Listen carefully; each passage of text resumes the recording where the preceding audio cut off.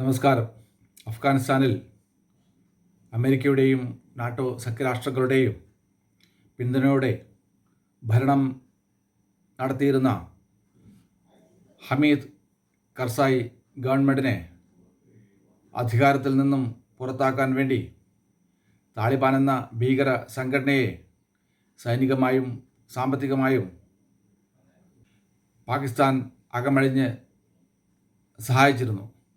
അങ്ങനെ അധികാരത്തിൽ വന്ന താലിബാൻ്റെ മിലിറ്ററി ഇപ്പോൾ പാകിസ്ഥാനിൽ ഇരച്ചു കയറി പാകിസ്ഥാൻ സൈനികരെ കൊലപ്പെടുത്തുകയാണെന്ന് മാത്രമല്ല, പാകിസ്ഥാൻ്റെ പല മിലിറ്ററിയുടെ ചെക്ക് പോസ്റ്റുകളും ബലമായി പിടിച്ചെടുക്കുന്ന കാഴ്ചയാണ് ഇപ്പോൾ ലോകരാജ്യങ്ങൾ കണ്ടുകൊണ്ടിരിക്കുന്നത്.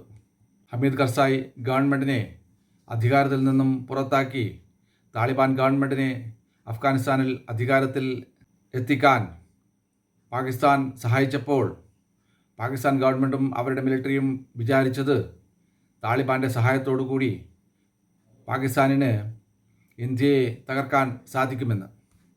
പാകിസ്ഥാൻ വിചാരിച്ചതിന് വിപരീതമായി അഫ്ഗാൻ ഗവൺമെൻറ് എല്ലായ്പ്പോഴും ഇന്ത്യയുമായി നല്ല നയതന്ത്ര ബന്ധമാണ് പുലർത്തുന്നതെന്ന് മാത്രമല്ല, താലിബാൻ എല്ലായ്പ്പോഴും പാകിസ്ഥാനെതിരെ പ്രവർത്തിച്ചു കൊണ്ടിരിക്കുകയാണ്.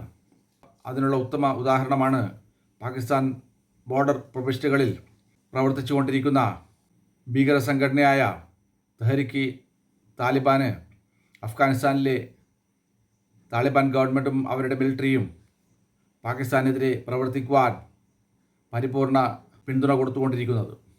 അതിൻ്റെ അനന്തരഫലമാണ് പാകിസ്ഥാൻ മിലിറ്ററി അഫ്ഗാൻ ബോർഡറും കടന്ന് അഫ്ഗാനിസ്ഥാനെ ആക്രമിച്ചതും അതിനെതിരെ താലിബാൻ മിലിറ്ററി ഇപ്പോൾ പ്രതികാരം വീട്ടിക്കൊണ്ടിരിക്കുന്നതും.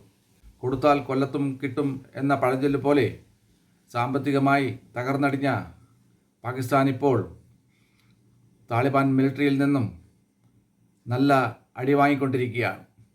സാമ്പത്തികമായി തകർന്ന പാകിസ്ഥാന് ഇപ്പോഴത്തെ പരിസ്ഥിതിയിൽ ഒരു രാജ്യത്തോടും യുദ്ധം ചെയ്യുവാനുള്ള ശേഷിയില്ല എന്ന് അവർക്ക് തന്നെ അറിയാം.